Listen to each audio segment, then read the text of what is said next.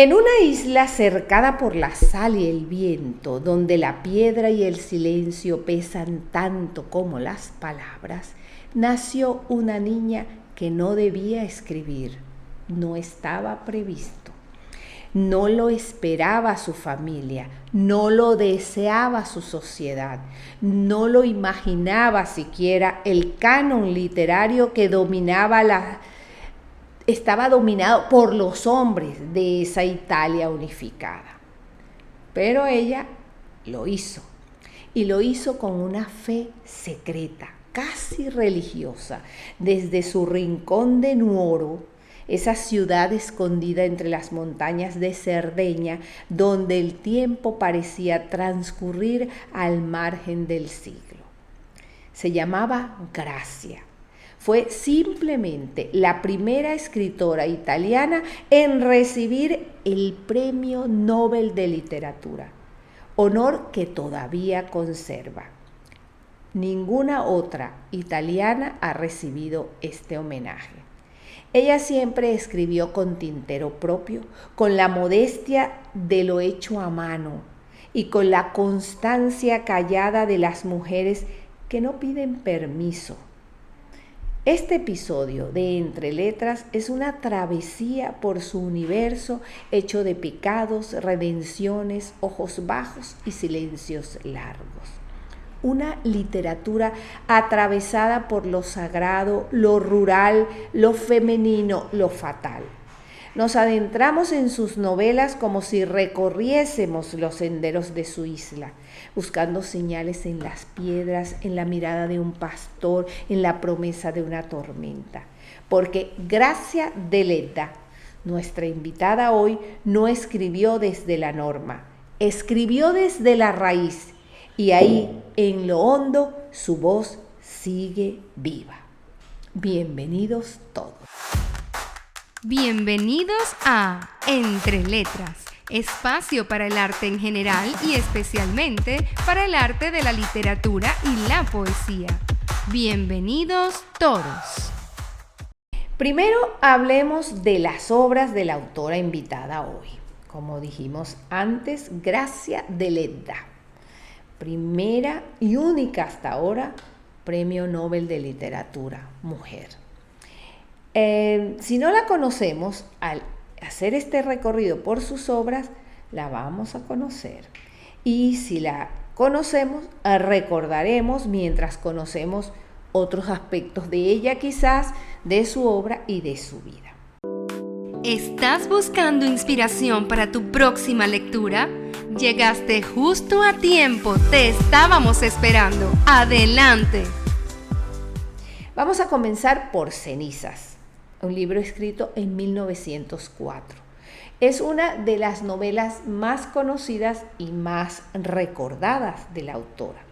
Esta obra no solo fue escrita, también fue adaptada al cine en vida de ella. Y es una síntesis que algunos consideran brutal de su universo moral.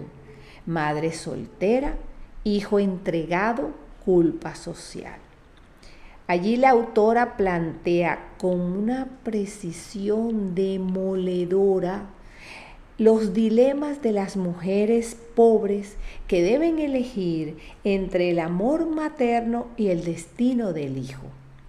Sin sentimentalismo, solo fatalidad. Otra de sus obras claves es La Madre, escrita en 1920.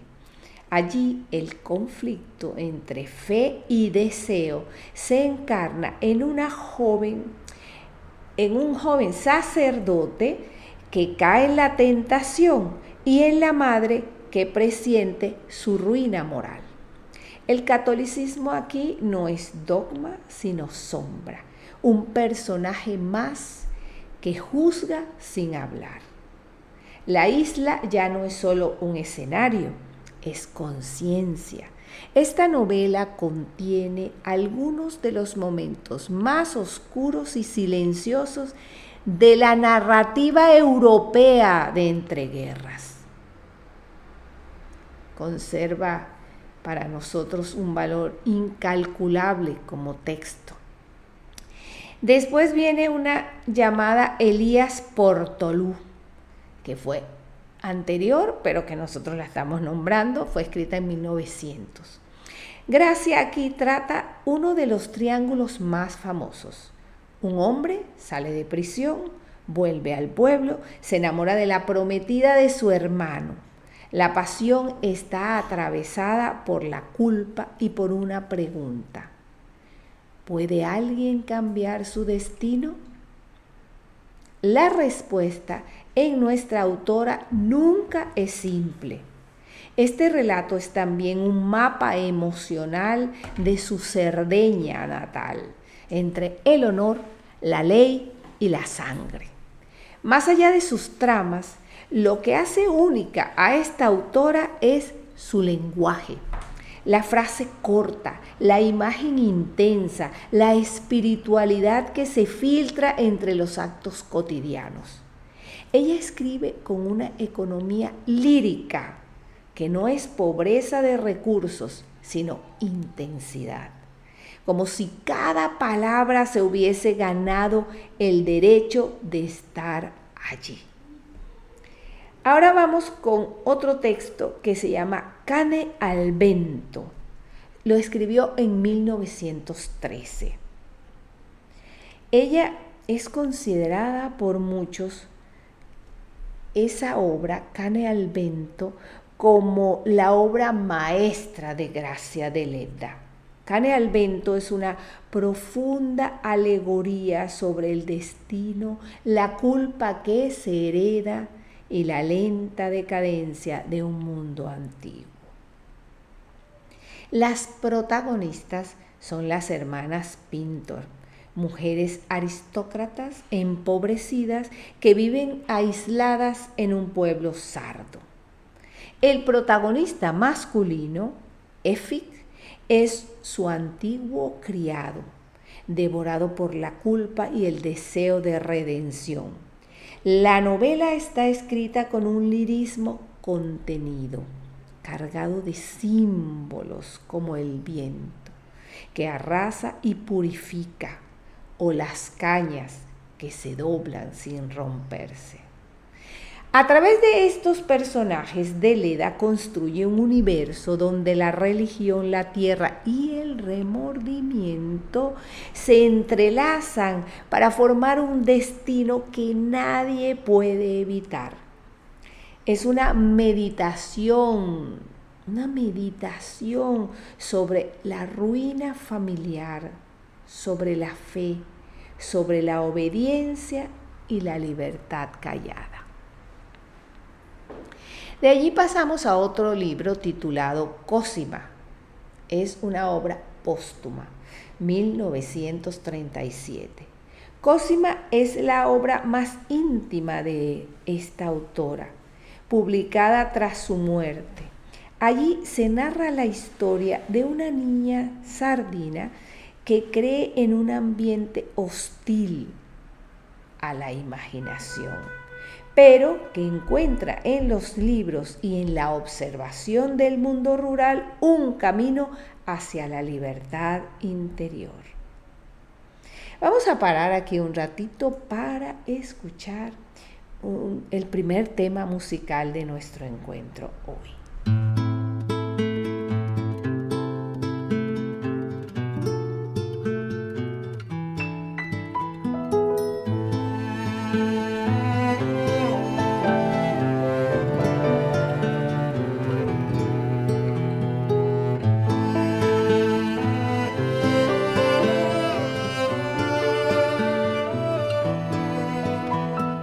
Que la pinta y no es su destino.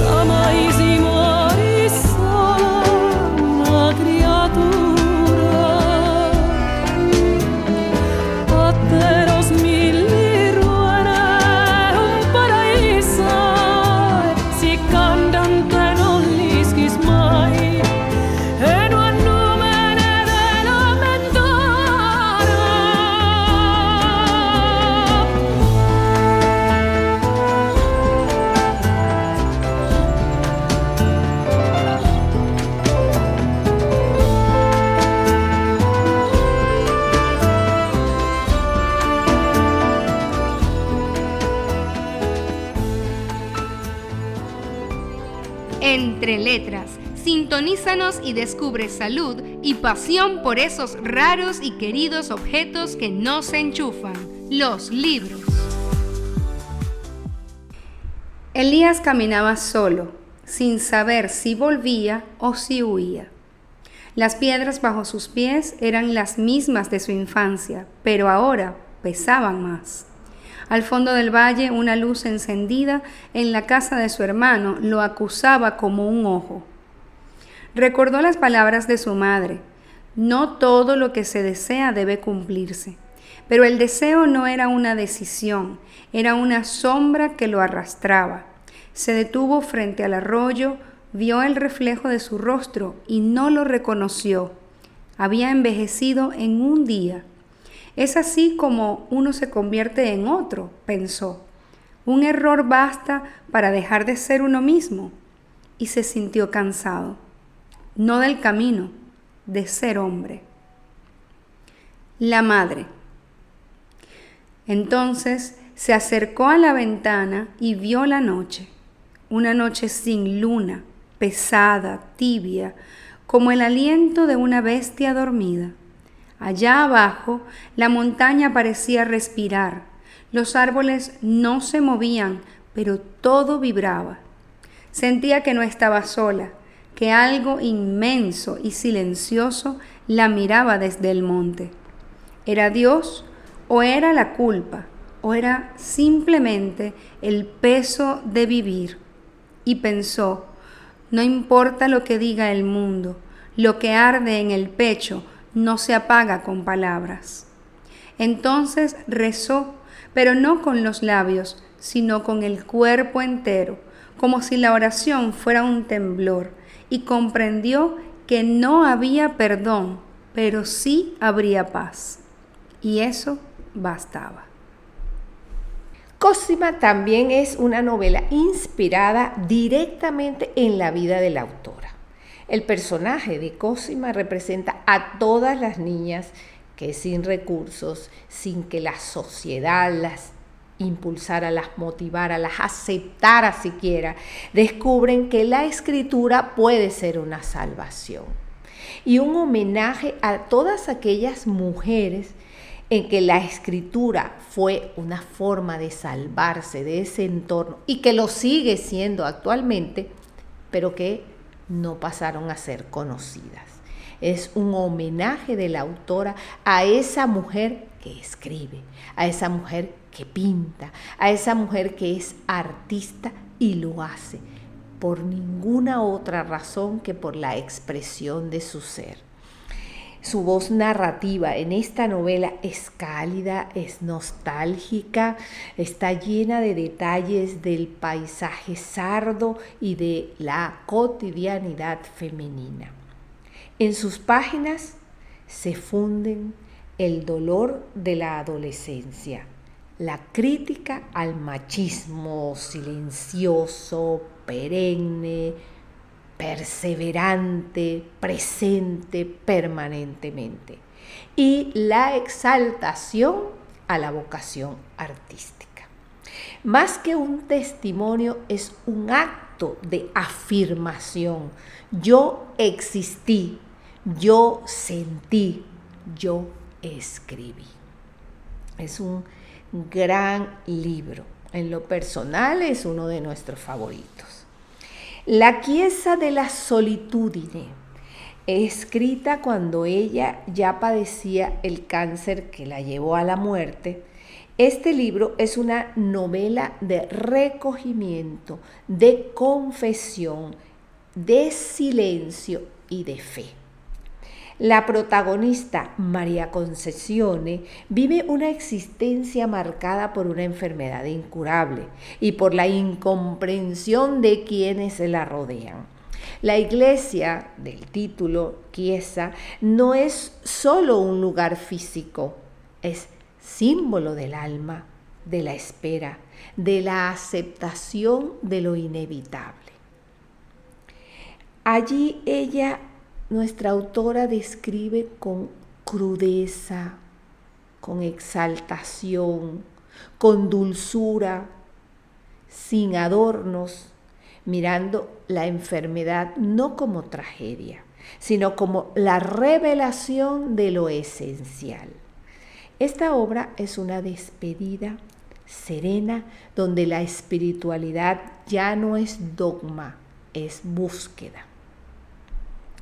Uno de los libros más desgarradores y puros del legado de esta autora, del lenguaje de esta autora, con una voz profundamente femenina en su contemplación del final.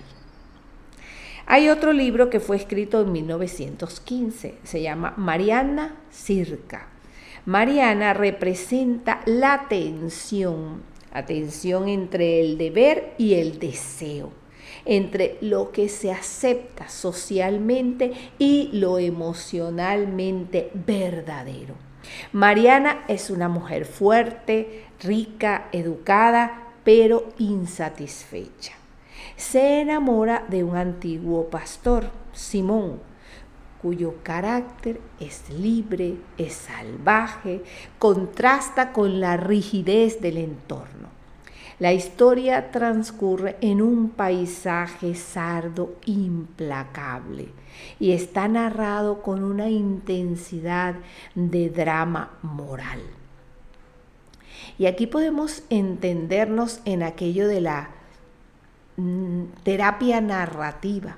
Si atravesamos una un final de una relación, si atravesamos una ruptura grande en nuestra vida. Esta es una obra muy interesante para exorcizar ese dolor, esos fantasmas, y que la fundamentada terapia narrativa cumpla esa misión de ser sanadora que algunos especialistas en psicología y en psiquiatría le acreditan, como para vivir cuán cierto es que la lectura, que la escritura puede sanarnos de los dolores. Es un drama moral y así está narrado, con una intensidad que vale la pena buscarlo, leerlo, introducirse en ese mundo y sacar lo nuestro en esa, que sí puede ser llamada terapia, que hagamos al leerlo. Ella no idealiza el amor, lo muestra como fuerza que eleva y destruye, como semilla de emancipación y también de ruina. La novela nos muestra con claridad las estructuras patriarcales de su tiempo, pero que pueden ser vistas hoy también. Lamentablemente, pueden seguir siendo vistas y dependiendo de la geografía de donde estemos, más, muchísimo más de lo que en otros lugares podríamos nosotros visualizarla, descubrirla o entenderla. Mariana Circa es una figura inolvidable. Su dignidad, su pasión contenida, su rebeldía silenciosa la convierten en uno de los personajes femeninos más potentes que tiene nuestra autora. ¿Quién es Gracia? Con un poco más de detalle. Vamos, porque con los contenidos de su obra ya vamos permitiéndonos permear en la personalidad de esta autora. Pero ahora vamos a entrar en algunos detalles. Pero antes vamos a escuchar música, vamos a escuchar fragmentos para estar más en esa atmósfera de nuestra invitada hoy a Entre Letras.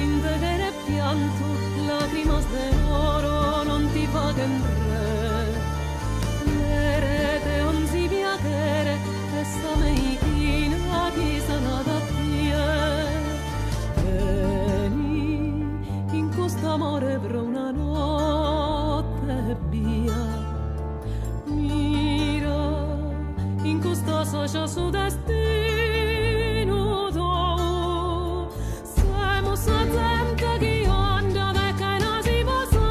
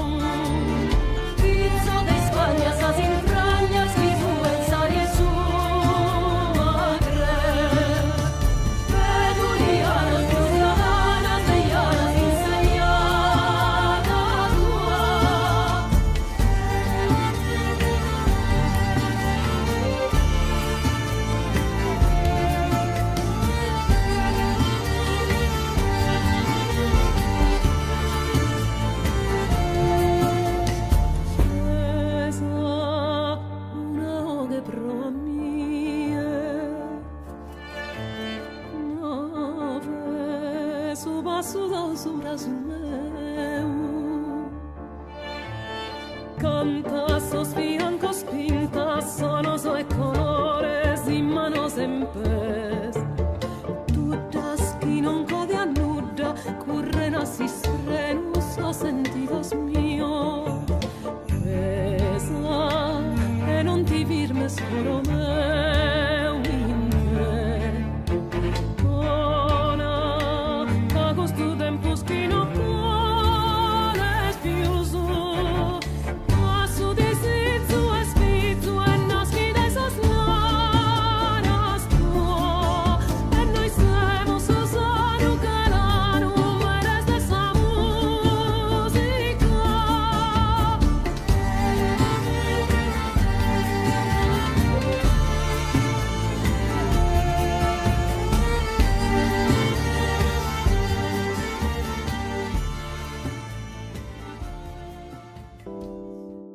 ¿A que hoy tienes un libro nuevo?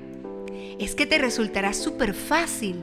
Solo escríbenos o llámanos para cotillear sobre tus lecturas favoritas.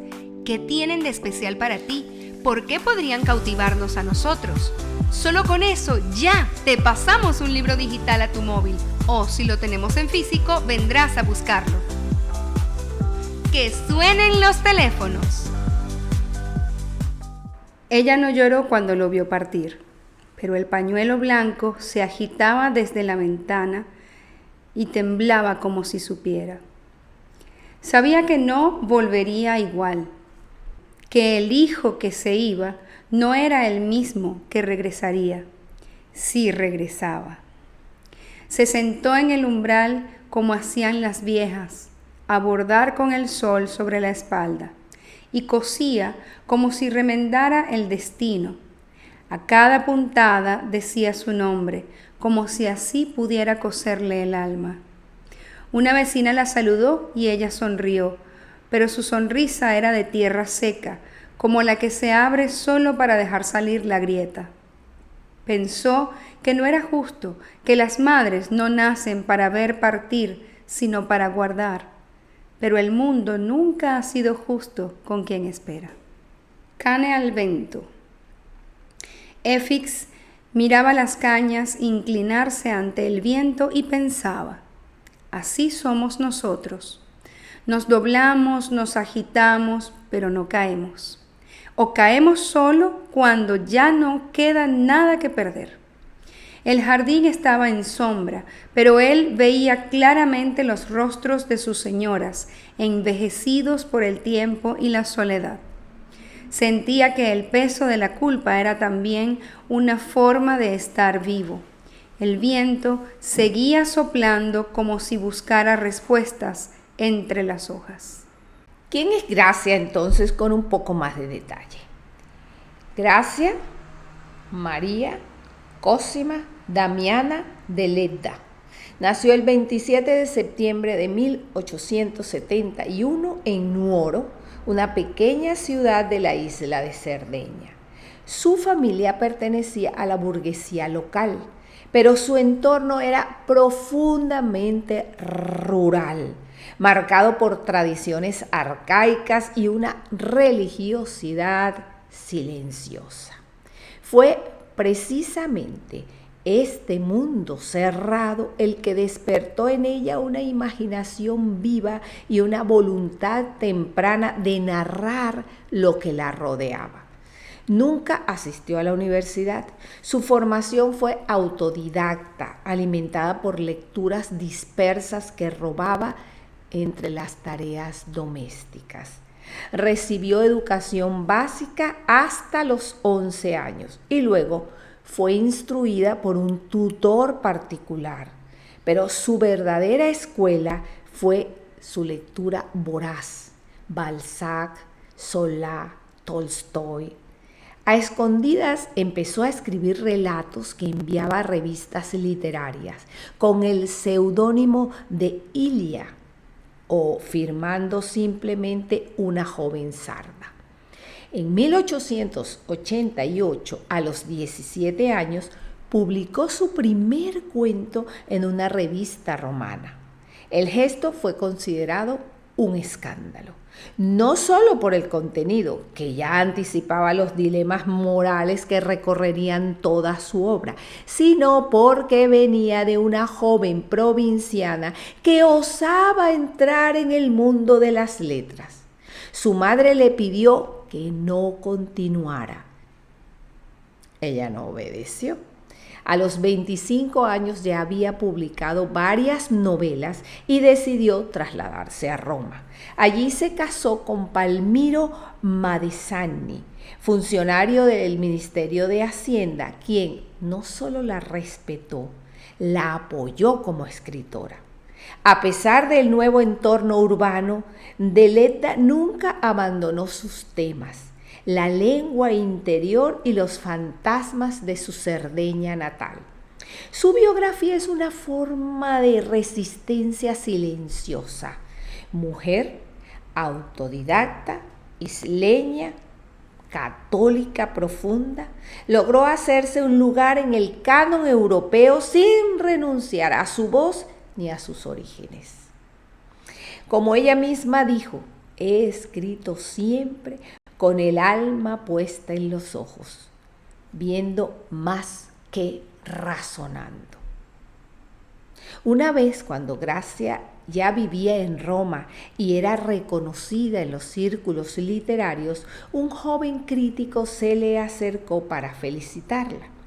Le dijo que admiraba su capacidad para representar con tanta autenticidad el mundo sardo y que suponía que su marido, como buen intelectual, corregía sus manuscritos.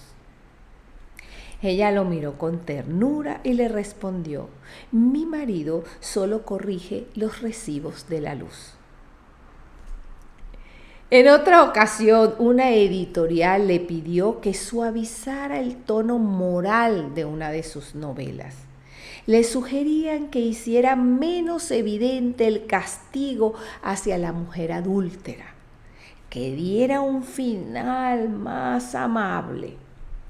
Ella se negó totalmente, absolutamente, rotundamente. No escribo para consolar, escribo para que duela donde tiene que doler. En 1926, cuando anunciaron que el Premio Nobel de Literatura sería para una mujer italiana, era desconocida para muchos fuera de su país. La reacción por parte de la prensa europea fue de escepticismo. Un diario francés sacó el siguiente titular: ¿quién es esta señora sarda? La respuesta llegó semanas después, cuando los discursos de recepción del premio y la difusión de su obra provocaron interés que hizo que sus libros se tradujeran al alemán, al inglés, al sueco y al español en apenas un año. A pesar de esa fama creciente, ella nunca se permitió la vanidad. Seguía escribiendo desde su escritorio frente a la ventana, con las persianas medio entornadas, medio cerradas, como si aún estuviera en su pueblo, temerosa de que alguien la sorprendiera escribiendo. Decía que la creación es un acto casi vergonzoso.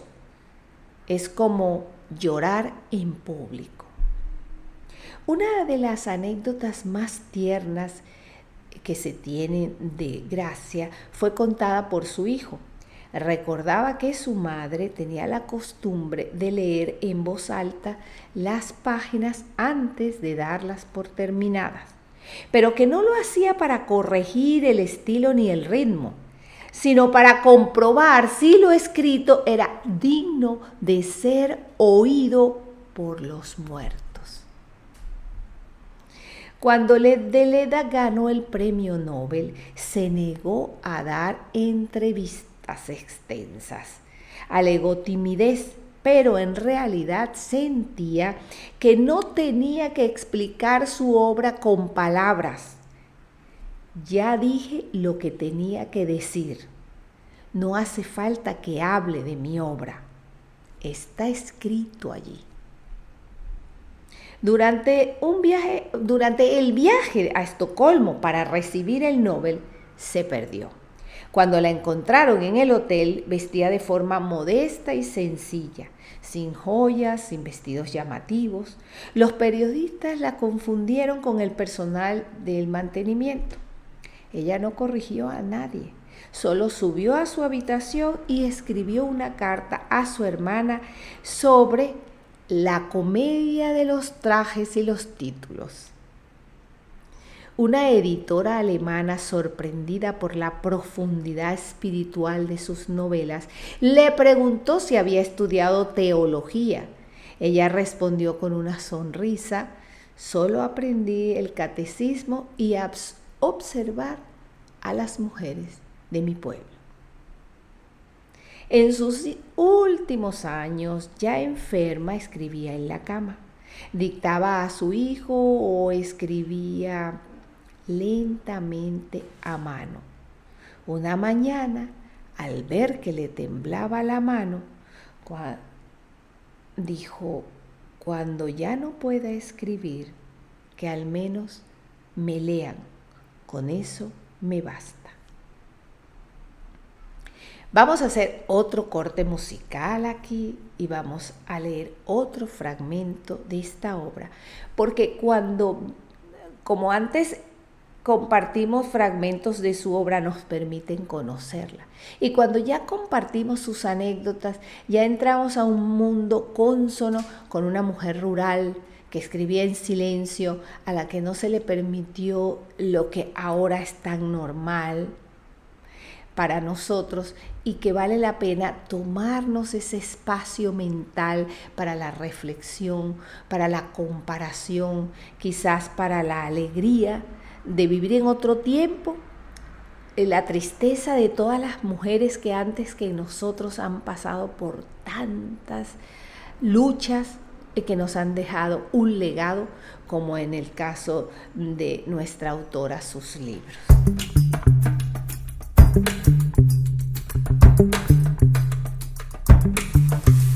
Quando sei ad incrara, se mi olis puerdai, innanti schincci bassi deu vuru. All'estru beni naras, ca cosa di ollunai, e non riusciti a manco questo muro. A filla mia ricorda, sa chi de piatto rai, sa di de vasca manna de sicuro. A trempa sternurosas, catene, frattellori, casa rubias. Se perdi e sta sola, vos essi ramorata, de chi non ti tengo brusamento.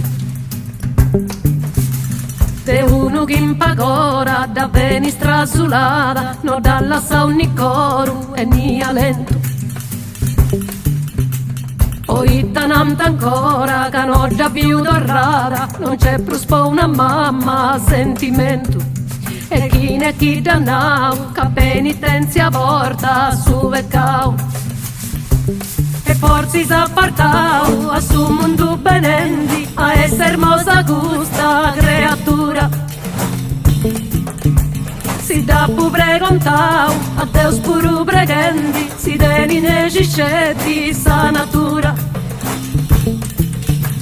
Chi mali destinau, ad ai spillus pesendi, de dinu e de bondadi sa misura. E che le vie dadi, a troppo si entregau a sa maldadi. Sfacendi miei saciu, chi non sa se li ha mai, de notte ad in domu, solo in gada. Usci su coro mio, cantate più sperai, te vodi l'ompia undi anche standata. Notte sta in su scurio, un'ombra mi mirai, accanto a mia muda se firmata. E a goa bispisendi, ma no avetta mamma se un benendi. In sonno me vessia, bresciata canto mai, con cui da luna in su vetro spintata. In questa vita mia, sa mortinuata entrai, che se ti crei sta stima e sta allogata. Stimata mamma mia, tu cosa hai apprendata, a conca fatta e beni concordata. Poi mi vado a riciri, a dia de sa ventana di ollubiri. Mi seu preparata su muccadore sera, sa camisetta azzurra ma incingiata. Cantate s'arribata, c'è io s'arrivi in meta, capiti che dell'ancia sei udorrata. A me l'ho tu impressata, non m'ha da far rivera, sa care figlia mia delicata. Non ci va si steretta, che proprio in tutta isa se si schietta. Porque además de leer, muchos queremos escribir. ¿Y cómo lo hacemos? Modelando a quienes lo hacen muy bien. Curiosidades del mundo de la escritura. ¿Quién sabe si el próximo seas tú? Cosima. En la escuela, Cosima escribía con letras pequeñas, como temiendo que sus pensamientos fueran demasiado grandes. Pero al llegar a casa, abría su cuaderno secreto. Allí, las palabras fluían como agua de manantial. Describía los atardeceres sobre las colinas, el murmullo de las vecinas, el olor del pan recién horneado. No sabía aún que aquello era literatura. Solo sabía que escribiendo respiraba mejor. Este es otro fragmento de Cosima. La casa estaba en silencio, como si respirara por dentro. Gracia caminaba despacio, tocando las paredes con los dedos, como si leyera en braille la historia de su infancia. Cada sombra tenía un nombre, cada rincón una cicatriz. El horno, el altar, el retrato torcido, todo hablaba, todo dolía. Y sin embargo, amaba esa casa como se ama un cuerpo enfermo, porque en él se ha vivido todo. Abrió la ventana y el sol entró sin pedir permiso. Entonces recordó una frase de su padre: el sol no tiene la culpa de iluminar lo que duele. Y comprendió que su escritura era eso, abrir ventanas donde nadie quería mirar, mostrar lo oscuro sin apagar la luz. Jamás asistió a los cafés literarios de Roma, ni quiso formar parte de ninguna escuela o movimiento. Decía que escribir era un oficio silencioso y que quien buscaba fama nunca llegaría al alma del lector. La importancia de Grazia Deledda en la literatura trasciende el hecho simbólico de ser la primera mujer italiana galardonada con el premio Nobel. Su verdadero mérito es haber creado un universo literario coherente, íntimo y profundamente espiritual desde los márgenes. Una isla, una lengua local, una mirada femenina sin militancia, pero cargada de conciencia. Ella se mantuvo fiel a los dilemas morales ancestrales: pecado, castigo, redención, culpa, tierra como destino. Fue una escritora de lo esencial, que confió en los elementos más primitivos: piedra, fuego, viento, culpa, silencio. Su estilo a menudo es subestimado por su aparente sencillez. En realidad es de una precisión lírica conmovedora. Cada imagen está tallada como si hubiese sido arrancada de la piedra. Cada diálogo parece haber sido escuchado más que inventado. Su economía expresiva está al servicio de una profundidad que busca acompañar, no busca impresionar. Hoy su obra conversa, dialoga con el eco de lo arcaico, pero también con la literatura contemporánea que busca el alma de lo periférico, de lo silenciado, de lo profundo. Leerla es escuchar una voz que no se impone, pero que permanece como un rezo antiguo entre los matorrales.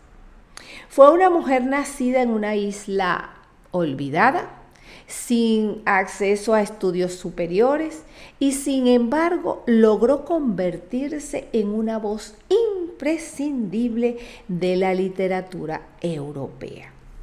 Su ejemplo desmonta muchos mitos, especialmente el mito de que el genio solo nace en los centros de poder. Fue una de las primeras figuras en demostrar que lo femenino, esto a mí me encanta de la obra de nuestra autora, que lo femenino no necesita alzar la voz para ser profundo y transformador. En lugar de discursos estridentes, ofreció personajes que sufren, resisten, callan y aún así transforman su entorno. Nos dejó una lección silenciosa sobre la potencia de lo íntimo. Dignificó la vida rural, los conflictos morales pequeños, la espiritualidad sin dogma. Escuchemos otro tema musical, otros fragmentos y sigamos adentrándonos en la atmósfera de esta gran escritora.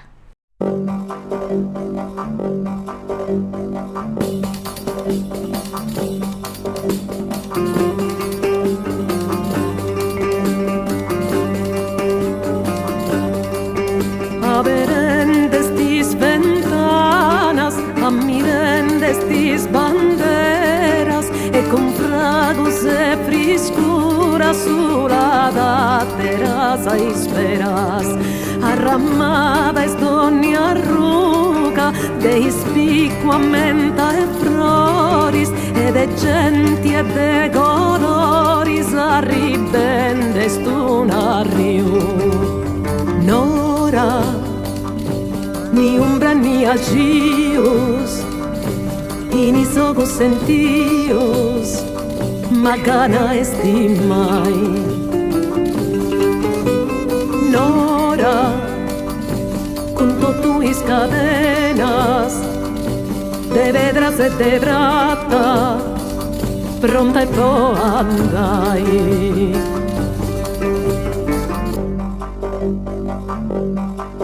Luz in ti sedas pintadas de arrubio, azul e arancio, e arricendi ogni strangio, islumeras apicadas, e con gloria spumo e fogo, cara escenas de su gelo, sa mestura vidi e gioco, sughi e cretio, sughi e vero.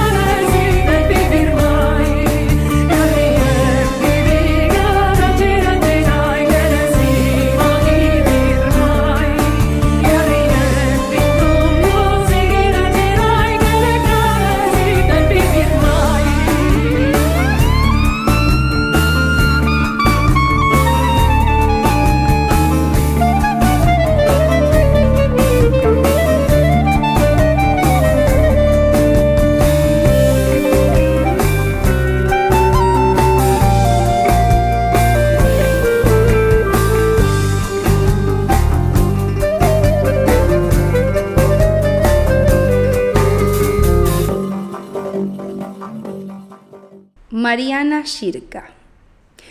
Mariana se detuvo frente al campo abierto.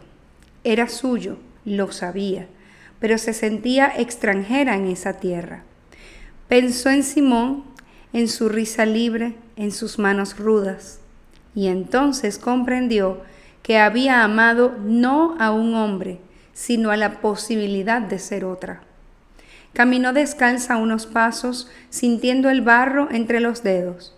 Por un momento no fue señorita, no fue hija, no fue mujer sola, fue cuerpo y tierra. La iglesia de la soledad. La iglesia estaba vacía, pero María Concesione sentía que algo la escuchaba. No era Dios, era la enfermedad, la muerte, el tiempo. Se sentó en el banco de madera, cerró los ojos y recordó su infancia. El patio de piedra, la voz de su madre. Nada de eso volvía, pero seguía allí, como huella en la arena. No pidió milagros, solo que la dejaran partir en paz, como quien apaga una lámpara sin hacer ruido. Esta autora, nuestra invitada hoy, vivió en una época de grandilocuencia ideológica y nos recuerda en esos momentos que los grandes dilemas humanos habitan en una madre que duda, en un hijo que vuelve, en una promesa rota bajo un olivo. Su obra nos enseña a mirar hacia lo esencial, nos enseña a mirar profundo, a llamar a la transformación interna. Marcó generaciones de lectoras que vieron por primera vez en la literatura personajes femeninos no heroicos, pero sí profundos, mujeres que no eran alegorías, eran personas. Hoy, más de un siglo después, su legado sigue siendo una lección de humildad. Gracia no cambió el mundo desde un estatus ideal. Lo hizo escribiendo cada día en silencio, con la certeza de que lo que se dice con el alma llega más lejos que lo que se grita. Su mundo era interior, era íntimo, hecho de escritura, de silencio, de observación. Algunos críticos no le perdonaron su independencia estética y su lejanía del debate político. Quienes la conocieron de cerca coincidieron en una palabra: íntegra, integridad. Era tímida, pero no débil, religiosa, pero no dogmática, amable y firme. Quienes la amaron lo hicieron porque veían en ella una coherencia rara. Era en la vida exactamente igual a como eran sus libros. Y eso, en el mundo literario, algunos afirman que es una forma de milagro. Gracia de Ledda tenía un gusto literario muy definido. Le fascinaban autores rusos como Tolstoy y Dostoyevsky, a quienes leía con devoción. Admiraba a Balzac por su capacidad de describir el alma humana y a Giovanni Verga, el gran representante del verismo italiano. Vamos a escribirle una carta imaginaria a Gracia y vamos llegando al final de nuestro encuentro y agradeciéndoles como siempre que estén allí. Querida Gracia, te escribimos desde un siglo en el que las mujeres ya podemos firmar nuestros libros sin seudónimo. Desde un mundo en el que tenemos voz, pero aún luchamos por ser escuchadas. Pensamos en ti con admiración. Admiramos a esa joven sarda que escribía a escondidas, que tejía silencios y les daba nombres. Quisiéramos preguntarte tantas cosas. ¿Dónde hallaste fuerza para seguir cuando nadie creía en ti? Hoy, cuando las palabras viajan a una velocidad de un clic, tu lentitud nos conmueve, tu dignidad, tu fidelidad a lo esencial, tu escritura sin espectáculo. Te leemos más aún, y cada vez que una mujer duda, pero escribe, estás ahí. Gracias por enseñarnos que el alma también puede narrar en voz baja. Con admiración eterna, las lectoras de este siglo XXI. Gracias por habernos acompañado en una nueva edición de Entre Letras, un espacio para el arte en general y y especialmente para el arte de la literatura y la poesía. Hasta la próxima semana.